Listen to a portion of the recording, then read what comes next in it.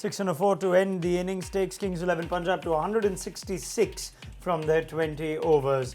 Quick look at what happened after Shreyas Iyer won the toss and put the Kings 11 in. They lost KL Rahul early. Sam Curran, a makeshift opening option, did okay with the quick fire 20 in the absence of Chris Gayle, but wickets regularly and not much firepower towards the end means that Punjab will have a score of 166. Chris Morrison, Sandeep Lamichhane among the wickets for Delhi.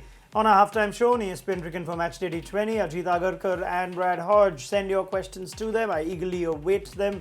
166, how's that looking, Ajit? Is that better if you're in the Delhi dugout or in the Kings 11 dugout? Yeah, clearly. I mean, looks a fabulous pitch, fast outfield.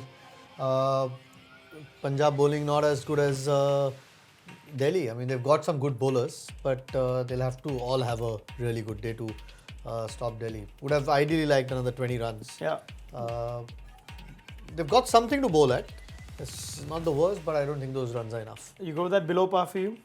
Yeah, average first innings total is 183 at Mohali. So yeah, they're a fraction short of probably what's par. I mean, as you mentioned, Ajit, the pitch looks fantastic. Looks like a great batting surface, fast outfield, good conditions. Look, the only way that Punjab, I think, will get close is if their spinners have a huge contribution and go on an economy rate of less than 7. Watching this Punjab unit bat, what's the impression you get? There's no Chris Gayle in this. Is it too reliant on one or two guys like we tend to say about Bangalore at times? Well, without Chris Gayle there, you see David Miller push the fraction further up the order and it exposes the back end a little bit. So you see with most teams, they generally have some firepower at the top and some firepower at the end. Now with David going out, before the 18th or 19th over, that firepower looks a little bit weak. So it's as good as Mandeep did there, and he played a handy little knock. It's not an Andre Russell knock or a huge cameo or a Rishabh Pant that comes in and peels off 40 off 20 balls. So that's the one thing that's missing. But I mean, they did a good job with that side to get. I think Sam Curran came in, did an impactful job. So Also tells you how good a pitch it is. Oh, in spite of not having a great batting performance, they managed to get to 166. Yeah. So. Good pitch, yeah. Mir Sohail says not having Chris Gayle at the top has hampered Punjab, but what did we make of Sam Curran as a possible option up top for them if they are to squeeze him in? 20 of 10, Ajit? Yeah, I agree with Haji. I mean, we've seen him bat really well against India, mainly in test matches. Yeah. So clearly has the batting talent. New role didn't look bad. I mean, whether they continue that once Chris Gayle is back, I'm not so sure. But clearly has the ability. If they can keep his place in the 11, they might decide to use him. Yeah, lots of praise for Sandeep Lamichhane. Kamal says the power of Nepal, Lamichhane, with a lot of love-struck emoticons. Other than that, I've got Lokesh Bhatt just saying, Sandeep, well done. We've got more from Lamichhane, who got the early wicket off Sam Curran and had another one to his tally. He looks like he's here to stay in the 11 now, and thank God. Yeah, I mean, before the tournament started, three of us were crying out for his inclusion into the side. And in fact, Ricky Ponting, I thought, was a big advocate of what he can be. And maybe he was just holding him back. Maybe it was a bit of strategic play. But now that he's in, I don't think he'll be going anywhere. I mean, you look at those figures, economy rate, more importantly, a 6.75. Wickets in the power play, wickets in the middle. He's got an effect, and this wicket didn't even turn. Yeah, and on a tough ground to bowl at for any spinner. So. Lot to like. Yeah, Crispin Gerard says, good to see Avesh Khan back. I'm not sure it was the ideal out result, but what do you look like to you, Avesh Khan? Looked okay? Yeah, but I mean, he's got the goods. So today Morris opened the bowling with Rabada. There might be occasions where Avesh Khan does that as well. So no, I'm glad to see. I mean, I think they'll alternate between him and Mishra. By the looks of it, depending on how the conditions are. So again, tells you about their depth. They've got some good players to slot in if they have to make the changes. Neeraj Pathak says Murugan, Ashwin as well as Mujib. This could be a tough chase. Very different approaches from both teams, Haji. One going with the extra seamer, dropping Mishra. The other going with 3 spinners.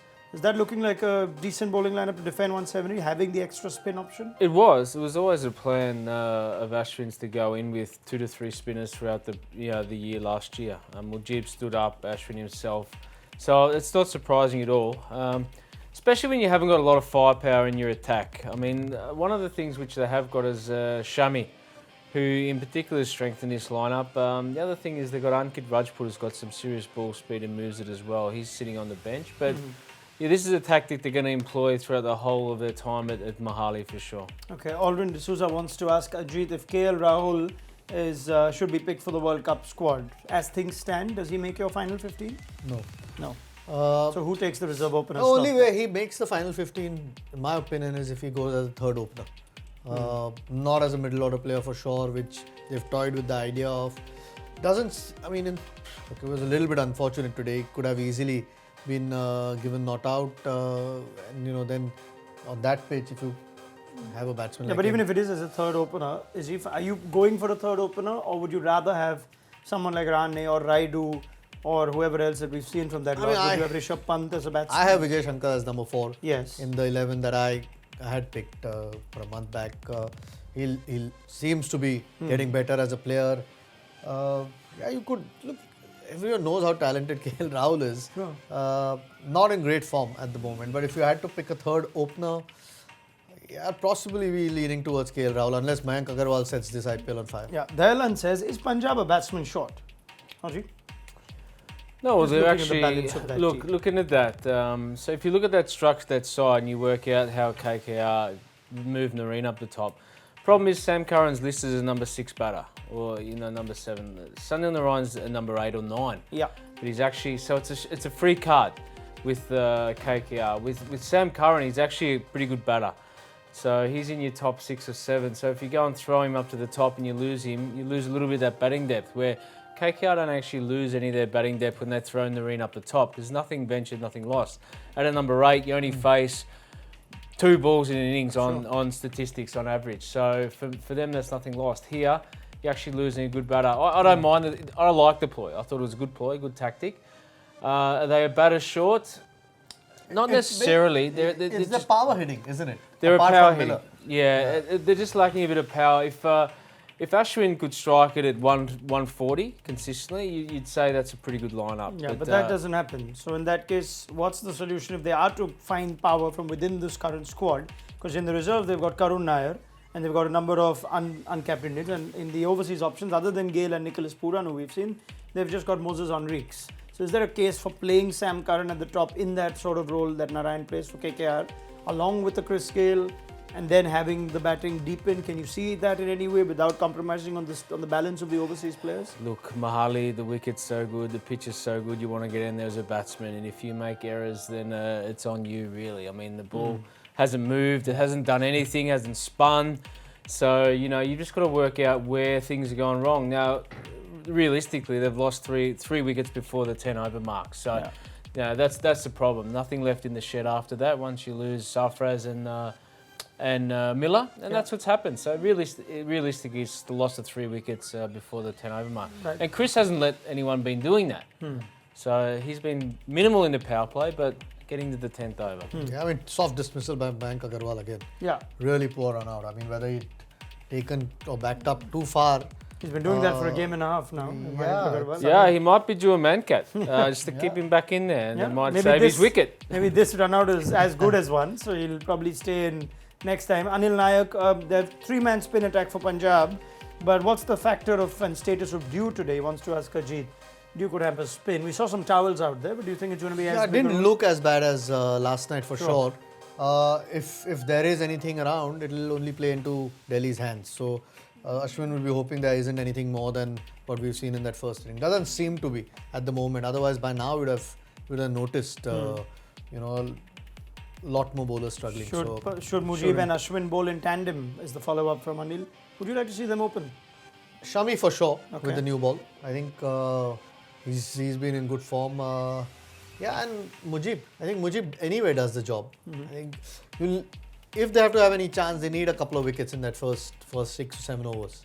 If they can get that, they can put a bit of pressure, because we keep talking about their spin strength, but you've got to remember there are lots of Indian batsmen in the Delhi lineup up top who generally play spin quite well. Sandeep, just from an unrelated question to the IPL, wants Brad Hodges' thoughts on whether Smith would walk into the playing 11 now after the kind of form that Khwaja has shown in these series in the UAE. He ended the series well as well, Usman Khwaja. It's a 5-0 whitewash, and you've got David Warner among the runs too. It's a good question at this point. Would Steve Smith walk into the playing 11? No. As simple as that. Simple as that. All right, there's room for Finch and Warner and Khawaja and Sean Marsh, and therefore not for Steve Smith. Yeah, I mean, even the form of Maxwell you know, and Maxwell, Stoinis after that. Stoinis, Someone like Ashton Turner could Ashton miss out. Turner. Yeah, I mean, look, in terms of Rajasthan Royals setup, I've actually got Ashton Turner coming in, you know, tomorrow's game. So, you know, at the expense of Steve Smith. Very well. Let's get to predictions. Players already on their way out. Thoughts for this? Is this an easy chase? Is this going to be a relatively simple one, or can it get tricky? Be, by the looks of it, Ashwin's opening the bowling, but it should be a relatively easy chase. They'll have to bat well. I mean, they've got to that 160 plus, 8 plus and over. Punjab will need wickets. If they don't get wickets, should be a relatively easy chase. Ashwin taking the new ball. You like that to Shikhar Dhawan? Would you go with Ajit? You would have seen maybe Mohammad Shami, the new bowler, Hardis Williams. I actually like the Shami Mujib partnership. So, yeah, look, Ash is more of a defensive bowler than attacking. So I would have gone for the attacking option with Mujib. Very well. Let's see if this works out. Thank you, Brad Hodge and Ajit Agarkar. Get their thoughts at the end of the game, as well as a quick update from Ajit in the mid-innings to see how Delhi's chase is going at the end of the 10th over or so. And do join us for our post-match show on ESPN Cricinfo Match Day T20.